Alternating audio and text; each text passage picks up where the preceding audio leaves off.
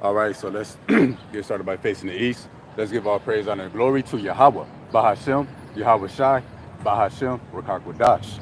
That be giving all praises to the Most High, whose true name in Hebrew is Yahweh, in the name of His only begotten Son, whose true name in Hebrew is Yahweh Shai, and the Holy Spirit, which in Hebrew is the Rakakwadash. Double honors to the elders and apostles who taught us this truth by the Holy Spirit. Honors to the brothers risking their life and freedom to push the truth. And peace and blessings to the hopeful elect, which would be the so-called Negroes, Latinos, Native Americans, and Seminole Indians, which would be the lost 12 tribes of the children of Israel. But the elect will be 1/3 of the Israelites who are going to return back to the Most High during the last days to receive salvation. And that's happening right now. While the 2/3 of Israel be destroyed in judgment for not turning back to the Most High. So we back with another live lesson through the mercy of Yahweh Bahashim Yahweh Shah. Shalom to daughter Yahweh. Shalom to the Malak, to the brother Mashak. Yahweh Bahashim Yahweh Shah Barakadana, y'all. I seen y'all got that law they trying to pass. They want to ban street teaching. But yeah, I know the Lord gonna preserve y'all. So this is Wisdom of David, number 57, aka the Book of Psalms, chapter 57. Lord willing, we'll get through it. So I'm just gonna start back from the top because last time, I didn't get really too far into it. So this is Psalms 57 and 1, which I'm gonna get this part that leads into it. To the chief musician, it says, when he fled from Saul in the cave. So David wrote this when he was fleeing from Saul. So it says, be merciful unto me, O Lord, be merciful unto me. And that's what the house of David, that's our desire here in the last days, is just for the Lord to be merciful to us. So this is another cry for help. That's why, the house of David, the elect, that's why we refer to as the house of mourning. Be merciful unto me, O Lord, be merciful unto me. And when David wrote that, it wasn't from he wasn't, it wasn't because of his enemies being the other nations. It was from his own people. Hey, so we're gonna need mercy from our own people here in the last days. That's why the Lord said a man's foes should be dead of his own household. But also when David says, be merciful unto me, he needed it back then. Hey, but David is back today through the reincarnation, desiring that mercy once more. And not just David, but the whole house of David, all of the servants, the prophets are back, and they desire that one thing, which would be mercy. So David ain't just speaking for himself, but all of the elect. Be merciful unto me, be merciful unto me, for my soul trusteth in thee. In the shadow of thy wings will I make my refuge, until these calamities be overpassed. So we also, how do you get into that mercy? We went into this last time, but I'm gonna jump right back to it. This is Isaiah 55 and 3. Incline your ear and come unto me. And this is not speaking to everybody. This ain't speaking to anybody who picks up this book and read it. It's not talking to the reader of the book. It would be talking to his people Israel, but more specifically the elect. Incline your ear and come unto me and hear, and your soul shall live. That's gonna be everybody's desire as it get worse out here. Hey, just a desire to live. So everybody gonna desire mercy at some point. It says, and I will make an everlasting covenant with you, even the short mercies of David. So we simply come into that mercy that David begs for just by hearing and inclining our ear. But that's us receiving the word, being fully persuaded in our mind, making our call to intellection sure, which will pretty much be the works of faith that come with it. To tap into the sure mercies of David, that's going to cover the house of David. And what does that represent? That represents you being covered by the blood of Yahweh Shah, who the world calls Jesus. So back to 57 and 1, Psalms 57 and 1. Be merciful unto me, O Lord, be merciful unto me, for my soul trusteth in thee. And how do you trust in the Lord? By trusting in the word. You got to trust the process. It says, yeah, in the shadow of thy wings will I make my refuge. And shout out to the brother Nathan, shadow of thy wings. But when you go to that word shadow, it's a metaphor for protection. So you under the Lord's shadow, you under his protection, his supervision. Now when it says shadow of thy wings, that really also too not only goes into the protection, the spiritual covering we got, but it also goes into the chariots, what the world calls UFOs. I spend more time talking about it on Monday, but we're just gonna make a quick mention of it now. That will go to the UFOs. You know, because Isaiah 31:5 said the Lord, as flying birds, is going to pass over and defend Jerusalem. So now we're going to show that the shadow, when it says shadow of thy wings, it's the shadow of the Most High, and it represents protection. Hey, so this is Psalms 91:1. He that dwelleth in the secret place of the Most High shall abide under the shadow of the Almighty. And that's that mercy, under the shadow of the Almighty. But that's what we want to be here in these last days. And you know, 2/3 of our people, they want to continue to be under the shadow of Esau. You want to be under Esau's protection, his money, his system, his help. You trust in his military. As a matter of fact, let me go there real quick. We're gonna show that 2/3 of our people gonna continue to trust in the shadow of Esau.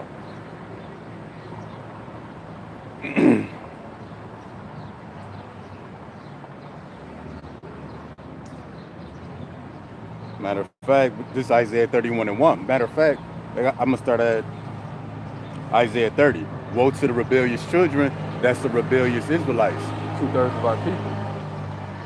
Woe to the rebellious children, saith the Lord, that take counsel, but not of me, and that cover with a covering, but not of my spirit. What is that covering? That's that shadow, that protection.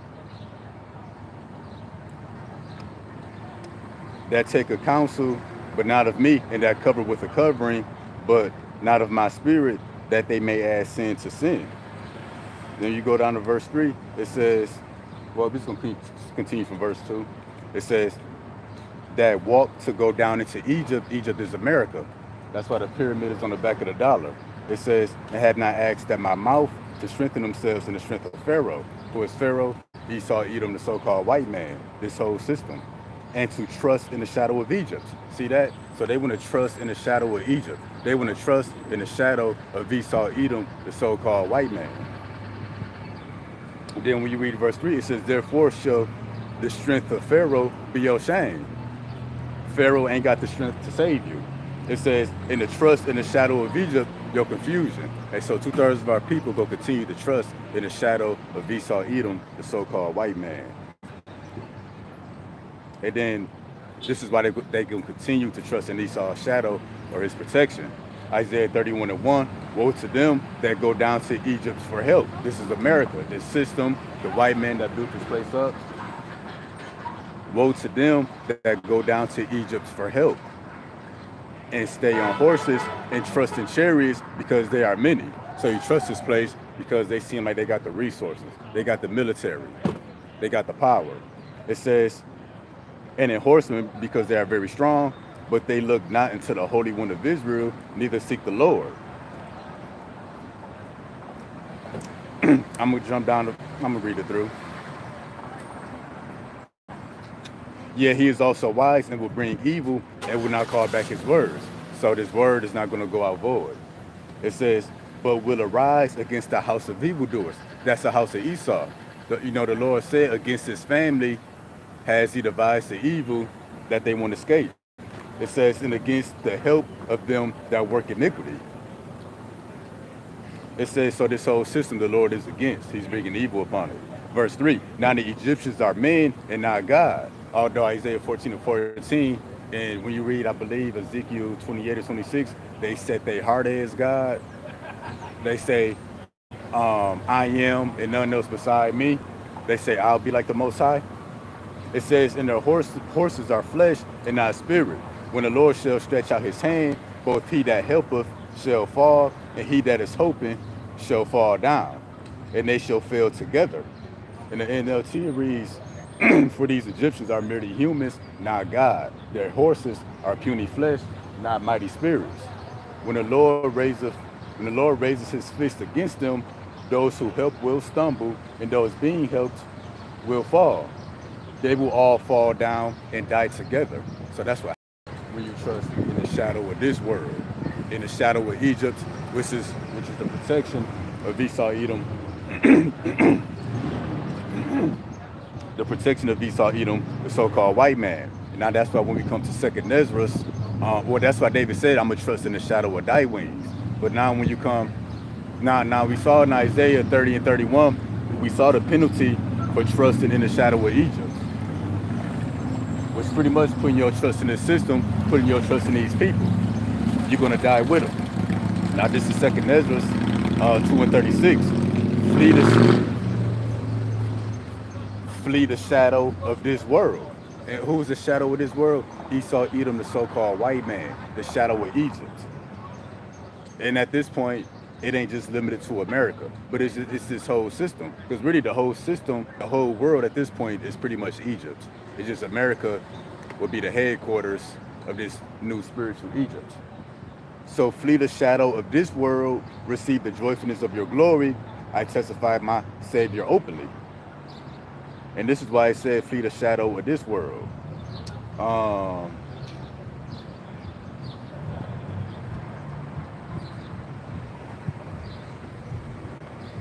Damn. This is Psalm 37 and 35. I have seen a wicked and great power spreading himself like a green bay tree. And that's why when we read Isaiah, somewhere around the 60th chapter, it says that the world is covered in gross darkness. That's his green bay tree. That's his high tree. And who's on high? Esau Edom, the so-called white man. You know, his influence, his ways, it extends across the earth. That's why it says flee the shadow of this world.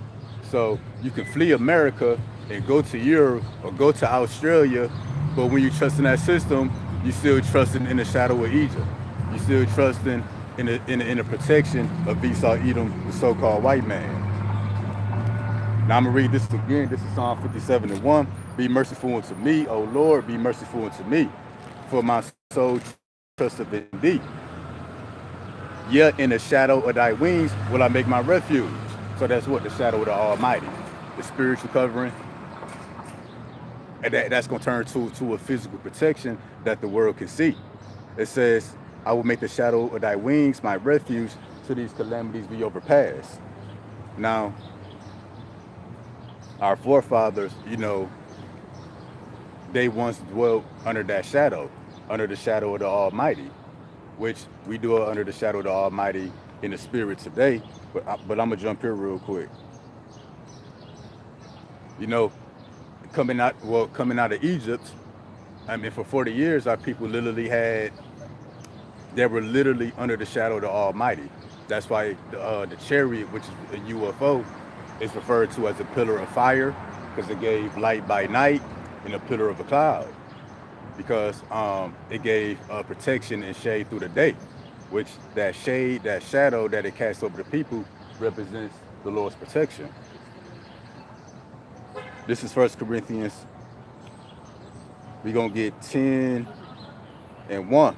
Moreover, brethren, so his fellow Israelites, I would not that ye should be ignorant how that all our fathers were under the cloud. Because when they was under that cloud, they was what? Under the shadow of the Almighty, under the shadow of his wings, which the wings is referring to the world calls UFOs, the chariots of the Lord. How that all our fathers, not all nations, but all the fathers of the Israelites were under the cloud and all passed through the sea. Now, being under the cloud, being under the shadow of the Almighty, we're going to show how deep that protection was. So we're going to come to the book of Nehemiah, chapter 9, verse 19. Yet thou and thy manifold mercies, the many mercies, forsookest them not in the wilderness. And in the manifold of the Lord's mercies, you know, because of the sure mercies of David, and we not gonna be forsaken in this wilderness, which is America. It says, the pillar of the cloud departed not from them by day to lead them in the way, neither the pillar of the fire by night to show them the light in the way wherein they should go. And how are we being led today? Well, by the word, which is like a lamp unto our feet. It says, thou gavest also thy good spirit to instruct them. So we instructed by the words today. The Lord said he'll be with us even to the ends of the world, which translates to a time and place. This is the literal time of the end of Esau's empire.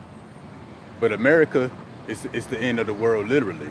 The last place to be discovered and inhabited by the rest of the world. It says, and withheldest not thy manna from their mouth. And what's that bread that come down from heaven today? Yahweh Shah. Hey, who's come down to us by this word. It says, and giveth them water for their thirst. And what that thirst be today? A thirst for knowledge, a thirst for the truth, the living waters. Yeah, 40 years did thou sustain them in the wilderness, so that they lack nothing. Their clothes wax not old, and their feet swell not. Moreover, thou gavest them kingdoms and nations. So our people, they wasn't just raggedy going through the wilderness for 40 years. Hey, they was maintained in peak condition. Their bodies, peak condition. Their clothing, their belongings, peak condition. And it said what? Thou gavest them kingdoms and nations. So what? Israel defeated their enemies. Destroyed them out of the promised land, took the land, and was undefeated for the most part. You know, Joshua, yeah, I think they was defeated under Moses. With Joshua, I think they lost one battle, but you know, that ain't really count. It's because some wicked Israelites had stole something. It says, moreover, thou gavest them kingdoms and nations, and did divide them into corners.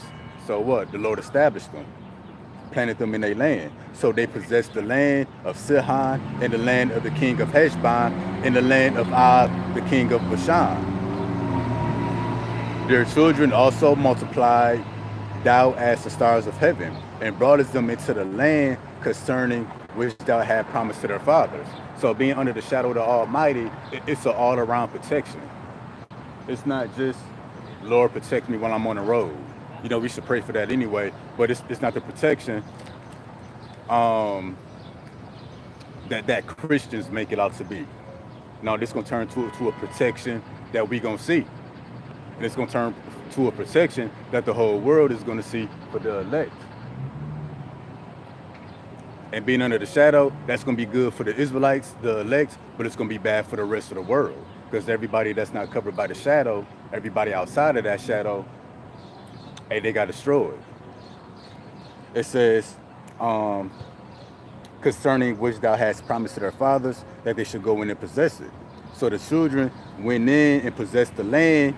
Thou subduedest before them the inhabitants of the land, the Canaanites, and gavest them into their hands, with their kings and the people of the land, that they might do with them as they would.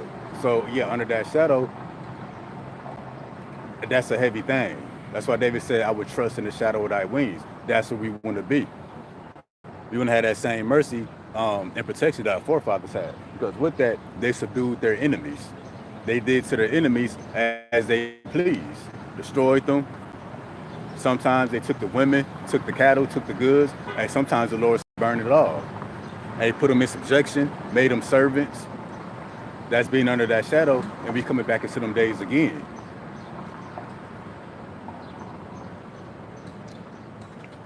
Verse 25, and they took strong cities. What's that strong city? America, the rest of the world. The saints gonna take the kingdom.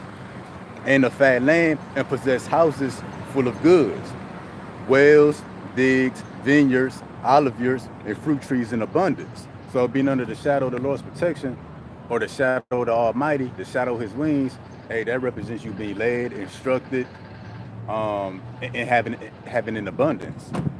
It says, and were filled and became fat, and delighted themselves in thy great goodness. The great goodness of the Lord, that's that mercy. And that's um, what Israel is coming back to, beginning with the elect. And you come to that mercy again, Isaiah 55:3, by inclining your ear. Pretty much receiving this engrafted word, which is able to save your soul. That's why 1 Peter 2:9, but you are a chosen generation, a royal priesthood, a holy nation, a peculiar people, that you should show forth the praises of him who have called you out of darkness into his marvelous light. What's that? Darkness, ignorance, not knowing, forgetfulness, wickedness that comes with not knowing. And the light represents this truth.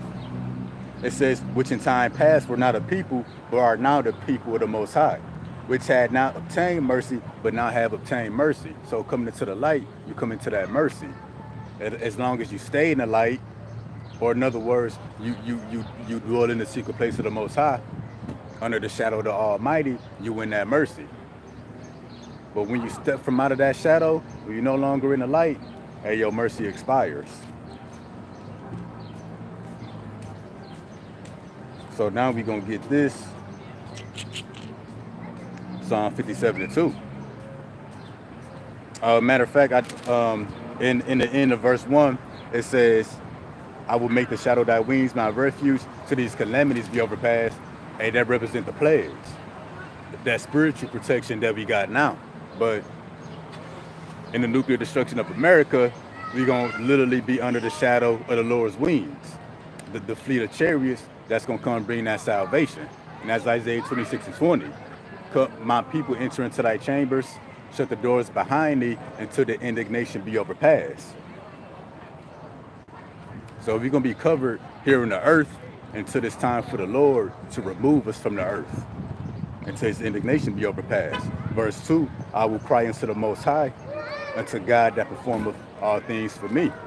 And what's being performed, we touched on it, Monday, that mercy, the mercies of David is being performed. Why? Because we came back into the light out of darkness to obtain that mercy. So these are the days that all the promises written in the book about to come to pass. The promises of the destruction as well as the salvation. Damn, I ain't got my umbrella on me. Oh well. So, Lord, I'm praying you well. Now,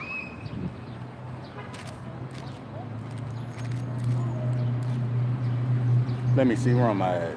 Psalm 372.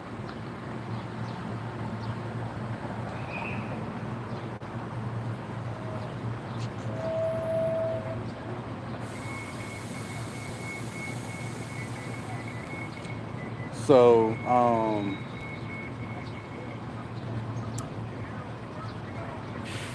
I think I'm missing a couple stuff. So hold on. Let me jump here, because David said, "I will cry unto the Most High, unto God that performeth all things for me." Now let me get this.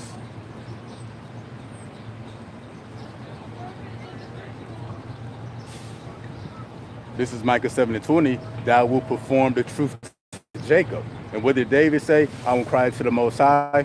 Which the whole house of David is going to cry to the Most High. It says, unto God that performeth all things for me. And what did it say, Micah 7:20? Thou will perform the truth to Jacob. And the mercy to Abraham, which thou hast sworn to our fathers from the days of old. So the promises that were sworn to our fathers, Abraham, Isaac, and Jacob, is being performed for Israel, being performed for the elect here in the last days.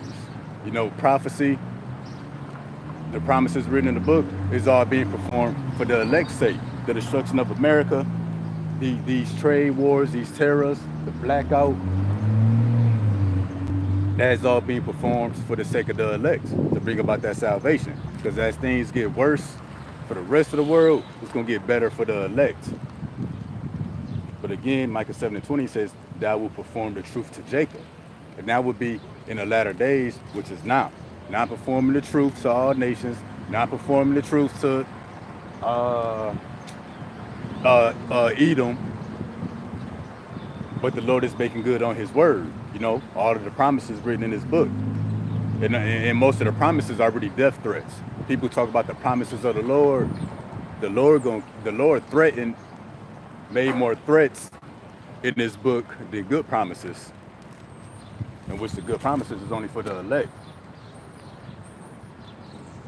So this is Psalms 57:3. He shall send from heaven and save me from the reproach of him that will swallow me up. God shall send forth his mercy and his truth. See that? So when Psalm 57:3 it says, he shall send from heaven and save me. Well, not just himself, but he's speaking on the behalf of the house of David. You know, the whole house of David, the remnant, the elect, hey, they're gonna be saved. But it says he shall send from heaven. And when we get Second Maccabees,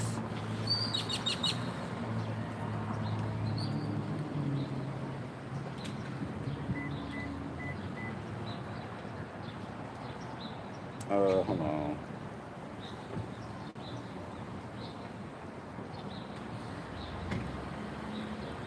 Second Maccabees 15:7. Again, David says, he shall send from heaven and save me from him that reproacheth, that will have swallowed me up. So what's going to get sent from heaven? This is Second Maccabees 15. You're going to get 7 to 8. But Maccabees had ever show confidence that the Lord will help him. Wherefore he exhorted his people not to fear the coming of the heathen against them, but to remember the help which in former times they had received from heaven, and now to expect the victory and aid which will come unto them from the Almighty. So when David says he shall send from heaven, that help is going to be sent from heaven. To what? To save us from him that would have swallowed us up. It says God shall send forth his mercy and his truth. So how is that help, that mercy, that truth, how is that sent from heaven? We're going to get into that now. So first it was by this word. That's why when we come to the book of John, chapter 7, verse 16, it say this, Yahweh shall answer and said, my doctrine is not mine, but his that sent me. So that mercy, that truth, that help that would be sent from heaven, it would be sent in the form of this doctrine. In other words, Yahweh Shai, he represents that mercy. So Yahweh Shai was sent to us here in these last days. By what? By the doctrine of Yahweh Shai. Which he said his doctrine is not his, but it's the doctrine of him that sent him. So the Lord sent his son, you know, with his words, and that would be the help that would be sent from heaven. It will first be sent by this word. And that's why when we come to the book of Psalms, chapter 85, verse 10, hey, it say this, mercy and truth are met together. Righteousness and peace have kissed each other. So mercy and truth are met together. So the word, the Lord had mercy on us by bringing us into the truth. As long as we in that truth, as long as we in that light, that's us being in the house of the Lord. So we in that mercy. But mercy and truth are met together. And then when you look up this word truth in Hebrew, as you read down, one of the things that comes up, it says true doctrine. So the true meaning and understanding of the words of Yahweh B'Shem Yahweh Shai, that would be the help that would be sent from heaven. And just as the Lord came down, 2,000 years ago, representing that mercy, or that same mercy is manifest before us today through this understanding. That's why Yahweh Shai, had a whole inauguration, had a whole thing that took place in the spirit world to loose the 7 seals of the book, so that the spirit of Yahweh Shai, spirit of understanding, can flow throughout the earth in the last days. And then when we come to the book of 2 Thessalonians 2 and 12, we're going to show why this true doctrine is so heavy. And that's the help that we receive from heaven. It came down in the form of this word. 2 Thessalonians 2 and 12, straight to the point, that they all might be damned who believe not the truth. See that? And again, when you look into that word truth, it says true doctrine. So, there's one truth There's many half truths, which there's no such thing as a half truth that would make it a lie at that point, because a little lump leaveneth the whole lump. So the truth is not just you knowing you were Israelite, but it's the true doctrine, the true understanding that comes with the names Yahweh and Yahweh Shah. That they all might be damned who believe not the truth, but have pleasure in unrighteousness. So you so-called knowing the names of the Lord, or just so-called knowing you the people of the book, it don't stop there. Because even we look up the word doctrine, it's a set of beliefs.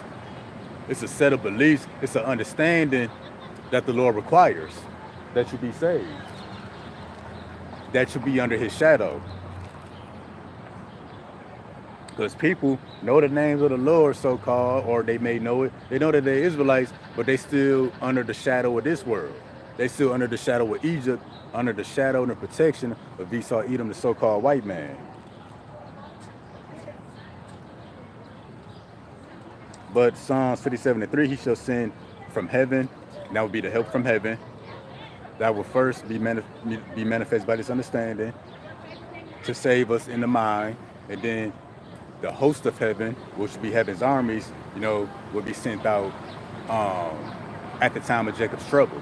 That's why Daniel 12:1 said, Michael the great prince would stand up for the children of thy people. So Yahweh Shah, Michael and the host of heaven, they're going to stand up. But it goes on to say, to save me from the reproach of him that will have swallowed me up. So, the enemy going to come in like a flood to cut off Israel. Hey. I'm sorry, what you say? Oh, I'm sorry, what you say? So do you mind me being here? Oh, no, that's why I'm out here. Oh, I was making a point before. Oh, yeah, so pretty much going into Bible prophecy. I'm a Christian, so anybody who talks about God, I am rooting for you in every possible way. Appreciate it. So going into Bible prophecy, but our beliefs is not based off what's taught in the Christian church. We find out that the Christian church taught a lot of lies. I know. Grew up Catholic and realized that it was nothing. I go to a Protestant because they accepted me for who I was. Catholics.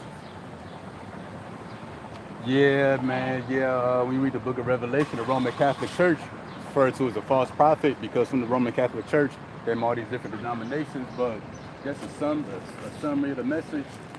People will say that we at the end of the world, but that's taken out of context. End of the world means the end of an empire. Exactly. And whose empire would it be? It would be the empire of Esau Edom. Exactly. Of Esau Edom, which we read in the scriptures, Esau Edom will be white people or Caucasians today. The Lord didn't create white or Caucasian, but they would refer to as Edomites in the scriptures. So I actually completely agree with you on that. So like I watched this show called Supernatural, and I'm just doing it for giggles because they're even mixing up the end of the world. They're like, oh, this is gonna happen, and I'm just dying of laughter because that's exactly not. That's like, yeah. Like some people are like, why are you watching? That's not Christian like. It's like, yeah, I know. I'm just doing it for kicks and giggles because I know. I don't know, but at the same time, I know because I read the Bible.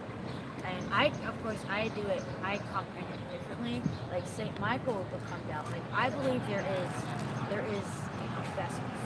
Somebody out here is actually a vessel of Saint Michael. Like I believe that, and I don't. If people don't believe that, that's their opinion. I'm not going to judge them on that. Yeah. But it's like it's what I believe, and other people believe that too. That's fine. They don't. I'm not going to go, oh my God, how dare you? This is blah, blah, blah. I'm more like, because people read the Bible differently, and that's not why I'm like, so I like to listen to other people's versions of the Bible. Yeah. You know what? Everybody's version of the Bible is correct. Everybody's version is correct. Well, we read the scriptures. It tells us that there is no private interpretation. So that would be false. There's only one interpretation. Then when you read the book of Genesis, when Pharaoh had the dream and Joseph needed to bring the interpretation, it tells us that the interpretation of the things belongs to the Most High. So there's one true interpretation because it can only be one truth. But so I guess the summary is that pretty much the Lord has a chosen people today who will be the so-called Negro, Exactly. African There's Americans, yeah, Latin Americans, and Native Americans. Pretty much the people over here. I think this would be to your right, and to the left, this would be who we would be referred to as in the scriptures, like the American exactly. Negroes. There are what I like to call vessels of them here today, or maybe they're not. Maybe their vessel will be later on. It doesn't matter. I believe that they're vessels. There's people out here that actually they're vessels. Yeah, Like there's a vessel of Saint Michael, there's a vessel of Mary, like somebody, and I believe Jesus is going to come down, and heaven and hell will be and it's like, in a way, people are like, oh, I'm scared. I am scared of the process that's going to happen, but I'm not scared because I can see hints when it's happening because, of course, the Bible. But at the same time, you also don't know because that's yeah, what it is. Like the Bible gives you hints of what's going to happen, but at the same time, you don't know what's going to happen because everyday life happens, and you just like, what? Where are you going? Where is this? Where am I? yeah, Stuff like that. And so I love people like you who comes in and just talks about the Bible because you don't find people like you. Like talking about the Bible, like, oh, how dare you, blah blah blah, you're judging because, like, for example, the trans and stuff like that. I don't know. Oh no, you good. I'm just looking, seeing who's commenting. Oh, okay. You good. I don't mean to offend anybody that's on there, to offend you or Oh anything no, else. this people would be offended by that word. That's what's referred to as a Yeah, two-edged but it's sword. like for trans, like, I'm not trans, but for like trans people in general, like, oh, you believe in God, blah blah blah, you're judging me, blah blah blah. It's like I'm not judging you. I love you who you are. My closest, three of my closest friends are trans, and I will respect them, love them, everything I can. If Yeah, anything happens to them, I would be the first person right there. yeah, And it's like I would love them. Like, some of my friends are gay, some of them are not, and it's just like my closest friends are also homeless. yeah. And it's That's like, that's that's going to increase. But just I know. But just you know what's so sad is that when you hear a homeless person saying if anything happens to you, that person is screwed. That's like when his name is Bishop was saying that. And he said that, I was like, oh my gosh, I didn't know that. In a way, I knew, but I didn't accept it until he said that.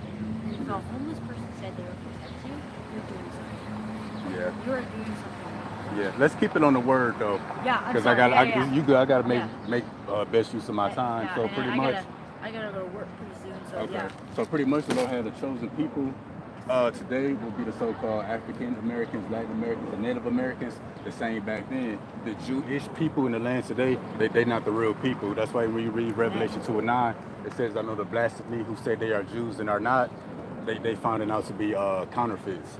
And this Amen. would be some pictures to go, some ancient paintings to go along, showing that we were actually the people, that the people of the book were dark-skinned I've people. actually seen this. And and pretty much the Lord's people will be in captivity here in America and throughout the earth because of our continuous disobedience to the Most High.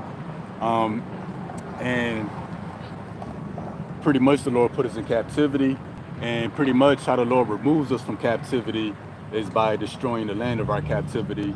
So pretty much how the Lord destroyed Egypt, that's going to happen to America, because America is referred to as spiritual Egypt, Revelation the 11th chapter, and that's why the pyramid is on the back of the dollar.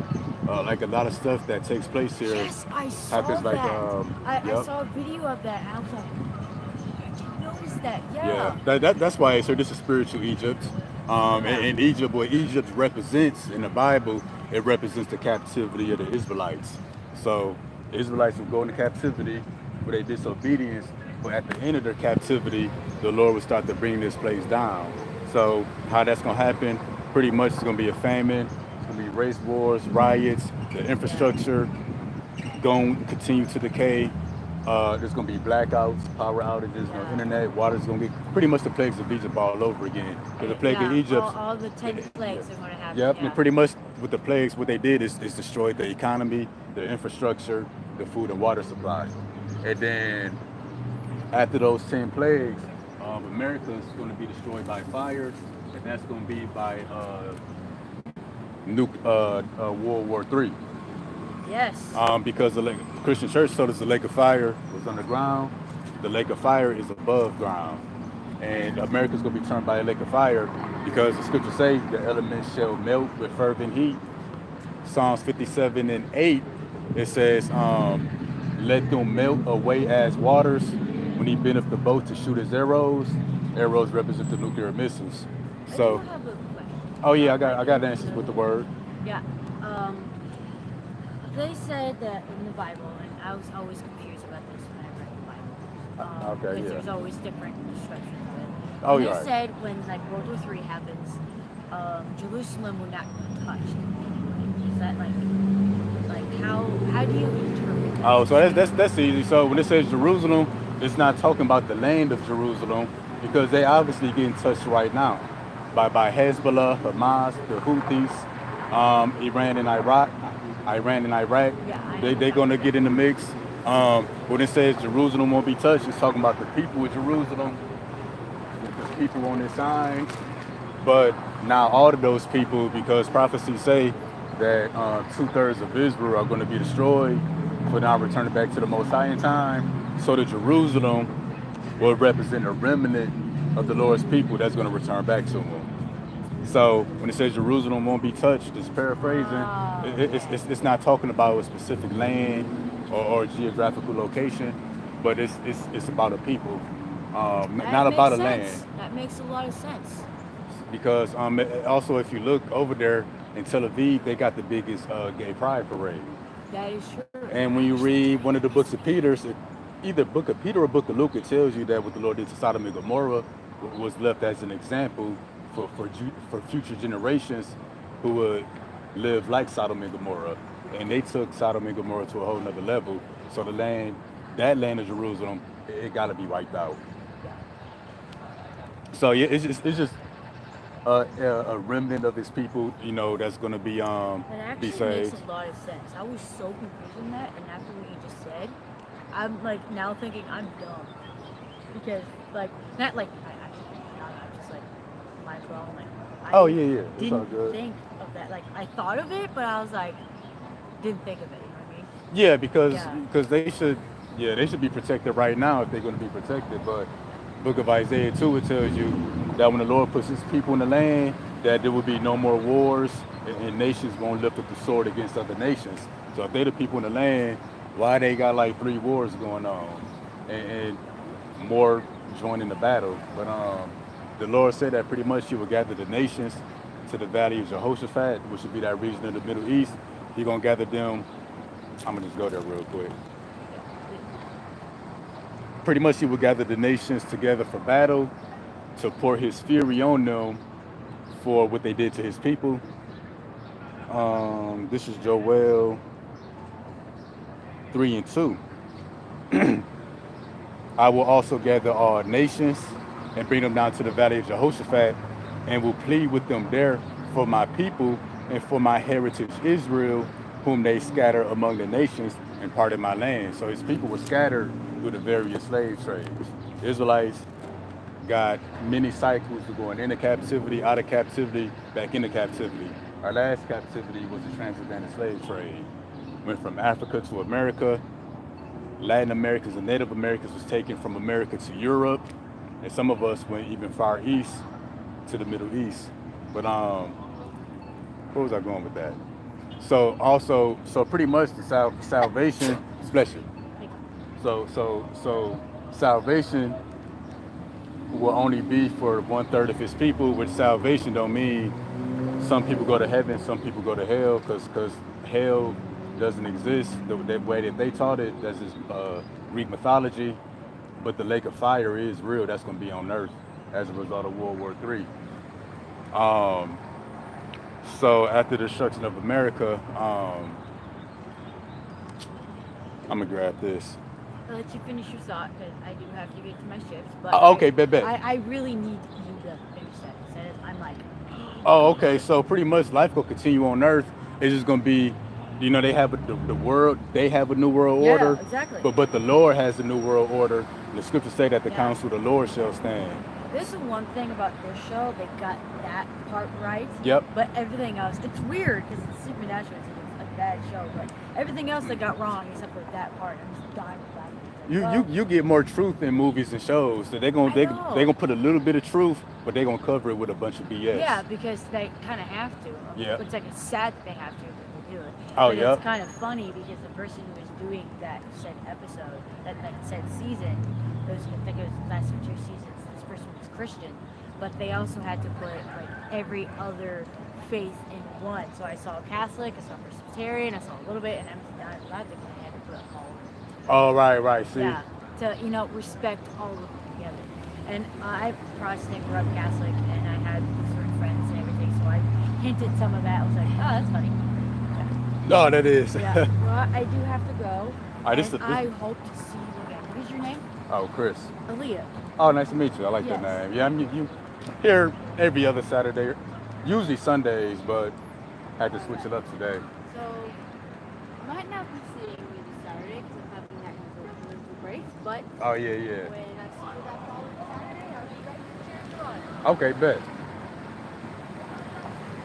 Thank you so much. All right. Hey, Shalom to the brother, measured out of time diligently. Hey, how about you, Mount Shabbat? Everybody tuning in. So continuing on, and pray that the Lord hold the rain back for a little minute so we can continue and finish up. Now when we move on to Psalm 57:4, it says, my soul is among lions, and I lie even among them that are set on fire, even the sons of men whose teeth are spears, and arrows in their tongue a sharp sword. Now we're going to look up this word lion. Because David said, I'm among lions. That don't mean a literal lion. We among lions today. Now we're going to look at this in the Hebrew. So lions, it says,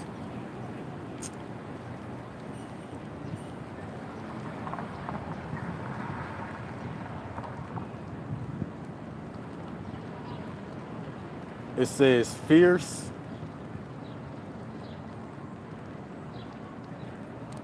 well, whatever I saw when I put it in my notes is not sticking out to me today. Pretty much the lions would be the nation in power. You saw Edom, the white man. But remember, David was running from Saul. So pretty much when David said I'm among lions, that's to anybody that's mighty in power. Anybody with a military, anybody with firepower. With Saul, was mighty back in the day before he started to wax weak. But we among lions today, which 2/3 of our people. Sticks with switches, extended clips, they lions today, but on a low level. Because the true lion will be Esau, Edom, the white man, and these other nations that possess nuclear weapons, tanks, jets. Read that again. My soul is among lions. Oh, that's why the Lord said what in Isaiah 41? Fear not thou worm Jacob. So we mere worms amongst lions. My soul is among lions, and I lie even among them that are set on fire, even the sons of men. So that's why it tells you that it represents men in the earth who will be mighty in power. That's why it started talking about my soul is among lions. Then it says sons of men. It says, whose teeth are spears and arrows, and their tongue a sharp sword. So the mouth of a lion got those teeth, got those fangs, represent the sword. That's why it says, whose teeth are spears and arrows. And what would the teeth be today? Automatic weapons, missiles, RPGs, tanks, jet fighters. And that's the same when you read Daniel the 7th chapter. I'm going to just go there real quick. Because that red dragon, that beast with the 7 heads, that represent Esau, even the so-called white man. But we're going to make a point real quick. We're going to go to Daniel 7:19. It says, then I would know the truth of the 4th beast.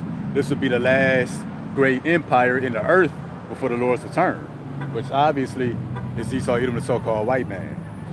It says, which was diverse from all the rest, exceeding dreadful, whose teeth were of iron, and his nails of brass. See that his teeth was iron.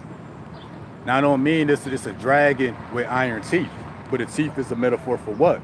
Back to Psalm 57 and 4, whose teeth are spears. What's the modern day spear? The bow and arrow. AR assault rifles, whose teeth are spears and arrows, and their tongue a sharp sword. So we amongst lions today, even at the end.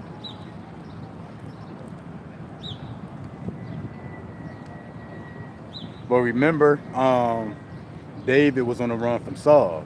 So we're gonna jump here to the book of Psalms chapter 10, which is a chapter about the wicked, which the wicked today would be Esau eating the white man. But this is Psalm 10 and 7. His mouth is full of cursing and deceit and fraud. Under his tongue is mischief and vanity. That's for Esau Edom. Well, back then that applied to Saul as well, which it also applies to the 2/3 of Israel today. It says he sitteth in the lurking places of the villages. In the secret doth he murder the innocent. His eyes are privately set against the poor. So what Esau Edom he likes to prey on the poor of our people. It says he lieth in wait secretly as a lion in his den, because a lion is a predator, and a predator, he wants to catch his prey. And that predator today would be Esau Edom, the white man. He's the lion. He's the one in great power. But Psalm 57, David said, "I'm amongst lions." He wrote that concerning Saul, because in one of them books of Samuel, I believe 1 Samuel 22. When David was on the run, Saul took like 3,000 men with him. So 3,000 lions accompanied Saul to go hunt down David. He lieth in wait secretly as a lion. So what? Saul and his men, they kept trying to camp out and seek out David. It says he lieth in wait to catch the pork.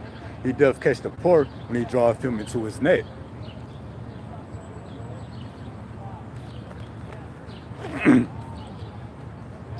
So the house of David, it really is real. We the poor today. So what? They trying to draw us back into their net today. That net would be what? The internet, the World Wide Web. How they gonna draw us into their net? By making everything digital and putting a microchip in us, which we are not to receive.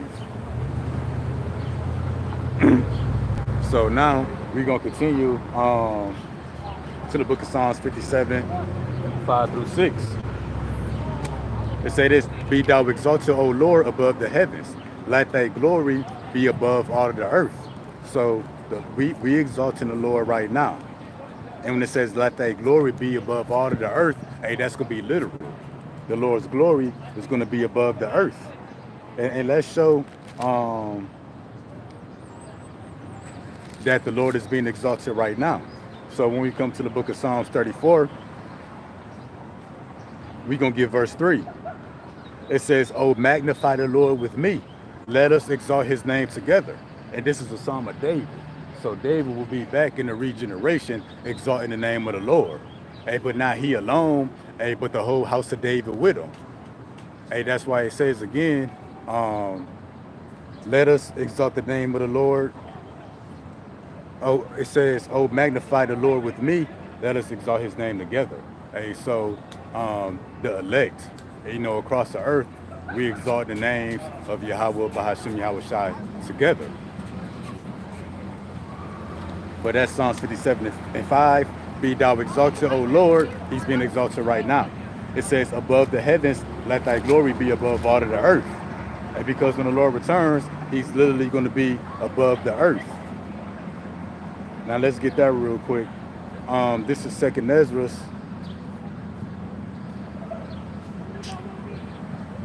Chapter 13, I think I'm going to give verse 3. "And I beheld, and lo, that man waxed strong with the thousands of heaven." So the Lord is coming with thousands from heaven, meaning he's coming from above. He's going to be above the earth. It says, "And when he turned his countenance to look," meaning to look below him, "upon the earth," it says, "all things trembled that were seen under him." And then we know what? At the name of Yahweh, Bahashim, Yahweh Shai, every knee is going to bow. Psalm 57 and 5, "Be thou exalted, O Lord, above the heavens. Let thy glory be above all of the earth." So he's coming in the glory of his Father. His glory literally going to be above the earth. And him just being above the earth, that represents his power, his rank, his authority, that he ruleth in the kingdom of men. And then continuing on, this is Psalms 57:6. It says, they have prepared a net for my steps. My soul is bowed down. They have digged the pit before me, into the midst thereof, which they are fallen. So let's look up this word net. And that word net, it really represents the internet. Psalms 57:6. Says they have prepared a net for my steps. Hey, that net is being prepared right now. Now, when you look up this word net, it says a net for catching. What's another word for a net? A web. So the internet is referred to as a world wide web. So a world wide web, a worldwide net to trap up the Israelites. It says a net as a trap for man. And then you go down, it says network. So that's why everything is going digital. Everything is going cashless, paperless. So that's them going back to the precept, Psalm 57:6. That's why it says they prepared a net for my soul. They dig the pit before me. Yeah, that's them putting up all these internet towers, 5G, 6G towers, you know, the whole infrastructure. That's them preparing the net for our steps. So you're not going to be able to make a move unless you connect it to the World Wide Web. And then when you go back to that word net, it says net for judgment. So ultimately, everybody who's caught up in that net or the World Wide Web, and ultimately you caught up in it by receiving an RFID microchip in the right hand or any of the Neuralink brain devices, that's what places you in that net. Anybody who get caught up in that, they ultimately caught up in there for judgment. So the Lord got Esau building all of this to catch the 2/3 of our people, as well as the other nations, for judgment, because they're going to fall for it. So again, they have prepared a net for my steps. My soul is bowed down, meaning brought low. They have digged the pit before me. So, and it says what? They're going to fall in themselves, because the closer they get to microchipping people, the closer to they getting to that month, to that day, to that hour. That's going to cut off the third part of man.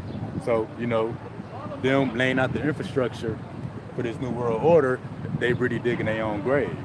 Because that's going to be the last thing that the Lord allows them to do before their destruction.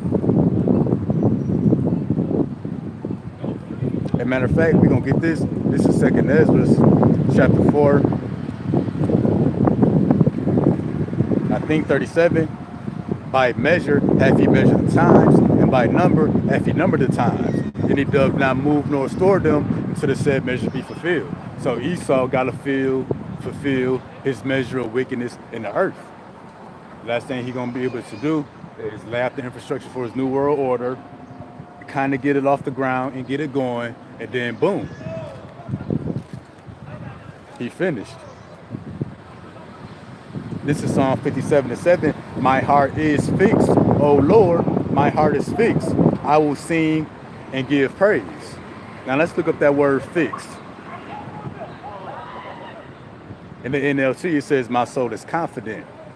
But when it says fixed, it says to be firm, to be stable, to be established. And where we established on this foundation of Yahweh Shah, which is being rooted and grounded in the word. But it said, my soul is fixed, O Lord, my soul is fixed. I will sing and give praise. So our soul is fixed right now, meaning we established in the Lord right now. Lord willing, is that way to the end. But that word fixed, it says to be stable. Now we're going to get this, Isaiah 33:6. This is Isaiah 33:6. A wisdom and knowledge shall be the stability of thy times. Hey, that's your heart being fixed, your mind. Wisdom and knowledge shall be the stability of thy times, and the strength of salvation. The fear of the Lord is his treasure. Yeah, hey, when all else fails, everybody gonna have to lean on what they know or what they believe in. It's pretty much goes hand in hand. So this is why the wisdom and knowledge written in the scriptures is going to be the stability of our times. That's why our heart is going to be fixed. When it says my heart is fixed, meaning our minds are going to be stable. Because when we come to the book of Ecclesiastes 7 and 12, it say this, for wisdom is a defense and money is a defense. But the excellency of knowledge is that wisdom giveth life to them that have it. Hey, so money, wealth, resources can protect you to a certain degree. But in the NLT it reads, wisdom and money can get you almost anything, but only wisdom can save your life. Yeah, that's why Psalms 57 and 7 it says, my heart is fixed. Oh Lord, my heart is fixed. I will sing and give praise. So those that keep a stable mind, those who lean on this wisdom, knowledge, and understanding, that's going to be singing and giving praise to the Lord. And that don't mean literal singing, because how can we sing with mirth in a strange land? But that singing and giving praise would be exalting the names of the Lord and declaring his mighty works, which is going on right now. So when it says, I will sing and give praise, that's happening right now. Let's get Psalms 47 and 7. For Yahweh Ba'ashem Yahweh Shai is the king of all of the earth. Sing ye praises with understanding. So we singing praises with understanding right now. Pretty much declaring the acts of the Lord among the heathen. Now this is Psalms 57. Hey, we're gonna get 8 through 9. It says, awake up my glory, awake psaltery, hark, I myself will awake early. I will praise thee, O Lord, among the people. I will sing unto thee among the nations. So that's his gospel, the kingdom being preached unto all nations. So then that the end shall come. But again it says, awake up my glory, awake, I myself will awake early. So the elect is waking up in these last days, because it says we're going to awake early. Now when we come to Romans 13 and 11, it say, and that knowing the time. How do you know the time? By measuring the time through the signs. Wars, rumors of wars, earthquakes, diverse places. The famine is increasing. Pestilence. Nation against nation. You see, that this kingdom is divided. Esau, Edom is divided within America and outside of America. So, knowing the time, that now it is a high time to awake out of sleep. For now is our salvation nearer than when we believe. So, if you're going to wake up, this is the time to do it. Because our salvation is near. It's closer than we think. If the Lord actually told you the date of our salvation, which is the date of the destruction of America, we might be spooked. If we really knew the date. So that's why David says, Psalms 57 and 8, awake my glory. Then at the end of the verse, it says, I myself will awake early. So when David says, I will awake, he's not just speaking about himself, but the whole house of David. They're going to awake early. And awake means to come to the truth. To do what? To seek the Lord. Because when we come to the book of Isaiah 55 and 6, it say, hey, seek the Lord while he may be found, call ye upon him while he is near. So what? As you wake up, seek him 10 times more. And then when we get Proverbs 8 and 17, it say, I love them that love me. Those that seek me early shall find me. So David says, I will myself awake early. So wake up early, meaning before the destruction, before the judgments, to seek the Lord as much as you can. And it says, what? Those that seek me early shall find me. And seeking out the Lord, what are we seeking to obtain? Mercy. And the elect, they're going to find that mercy. So the book of Corinthians say, have not Israel not found that which he seeketh for? But it says what? The election have attained it. So the elect, hey, they're going to get what they seeking for and seeking the Lord, which is mercy. And then when we get Psalm 57 and 9, it says, I will praise thee, O Lord, among the people. That's happening right now. Praise the Lord ain't limited to you shouting for joy up and down. We got Psalm 47 and 7 to sing praises with understanding. We speaking of his mighty works and exalt his name. And that's not once a week, that's day to day. In the form of these lessons, those who tune in and listen to the lessons, and pretty much the way we live our life. Not after the flesh, but after the spirit, meaning living our life according to what the words say. I will praise thee, O Lord, among the people. I will sing unto thee among the nations. And that's singing praises with understanding. Which we got earlier, which I'm going to get this. Because, Christians say, well, why does it say to go to all nations? Well, when you read the curses, Israel was scattered to all nations. And then really, the only thing that should be spoken here at the time of the end is the judgments. So we just speaking the judgment before the Lord executes the judgment. Like even Esau's court system, they tell you your sentencing before they execute it. Rather it's the life sentence, 5 to 20, or the death penalty. And pretty much we tell the nations that everybody outside of the elect of Israel, they got a death penalty. And then after that death penalty, and they got a 1,000-year sentence, they got to serve out. And then after that 1,000 years, Esau got another death penalty. But and really the Lord wants his word to be spoken so that what? They know who the true men of the Lord are. Because the scripture says, 2 Ezra 16, then they will know who are my chosen. Or they're going to know who the men of the Lord are, because the men are going to speak what the Lord is doing before it happens, and then it's going to happen. And that's why Ezekiel 33:33 say, then they shall know that a prophet had been among them. But this is Matthew 24:14. And this gospel of the kingdom shall be preached in all the world for a witness unto all nations. So the Lord wants everybody to hear. It says, and then shall the end come. That's going to make it clear to the world who's the chosen. That's why the scriptures say, at that appointed time they shall speak and not lie. Because that's the Lord brings judgment, bring the plagues. That's truth being declared in the earth. But that truth will first be declared by the preaching of this gospel. And then when we come to 1 Chronicles 16 and 24.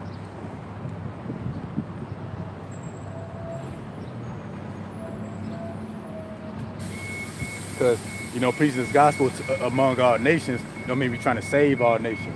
You're really condemning them. When you read, I think Jeremiah, the 25th chapter, Jeremiah was commanded to prophesy against all peoples, which we do today. And the internet does the heavy lifting. This is 1 Chronicles 16 and 24. Declare his glory among the heathen, his marvelous works among all nations. So we're telling the nations what the Lord is getting ready to do. Hey, Noah, he prophesied and spoke to all nations. Not for their good, but he was condemning them. He was speaking death on them. That's what we do today. This is Psalm 57, 10 and 11. For thy mercy is great unto the heavens, thy truth unto the clouds. Be thou exalted, O Lord, above the heavens, let thy glory be above all of the earth. So what it say? Thy mercy is great. And who is that mercy going to be great to? It's going to be great to his elect. See, but the Lord is a perfect balance. Why did it say his mercy is great? And because his wrath is great. Now let's show that the Lord's wrath is great. This is the book of Jeremiah, chapter 32, verse 37.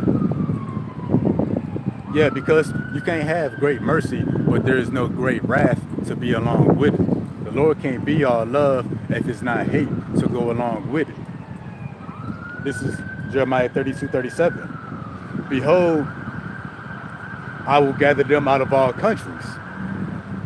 And that's the gathering of the elect. Whither I have driven them in my anger and in my fury and in great wrath. See that? The Lord's wrath is great as well. It says, I will bring them again into his place, and I will cause them to dwell in safety. and that's talking about Israel, beginning with the elect. At first, the Lord is gathering our minds out of this place. And then what? He gonna physically gather us from this earth, and not these fleshly bodies, but our spirits. But see that? It says he's gonna gather us from places where he's driven us in his great wrath. So if he's driven us to all of these places in great wrath, to be slaughtered and to be oppressed by our enemies, what you think gonna happen in his great mercy? Read it again. For thy mercy is great. So in his great mercy, he's gonna gather us out the places of our captivity to put us in a promised land, which is not limited to a promised land, but a whole kingdom. We're gonna have abundance, rest from our enemies, and just as our enemies oppress us and slaughter us, we're gonna rule over our enemies and slaughter them. You know, if they refuse to serve us. So in his wrath, he scattered us, slaughtered us, oppressed us. In his mercy, he's gonna gather us, give us abundance, and have us rule over our enemies. That's the mercy of the Lord.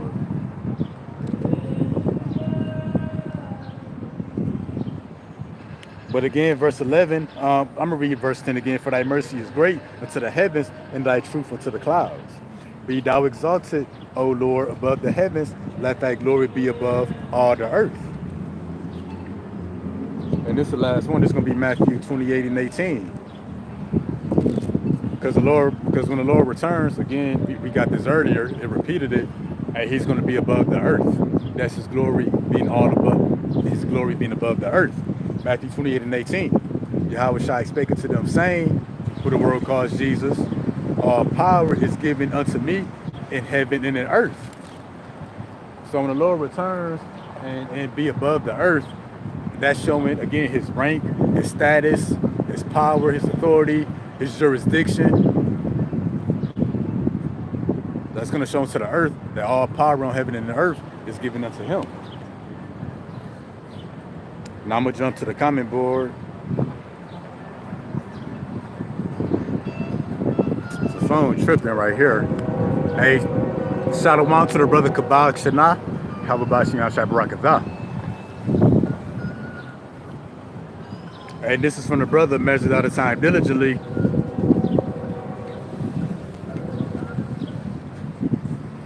The brother posted Jeremiah 12 and 9. My heritage is unto me as a speckled bird. The birds round about are against her. That's what? Israel going into captivity. Other birds being the other nations. Come ye, assemble all the beasts of the field, and come to devour.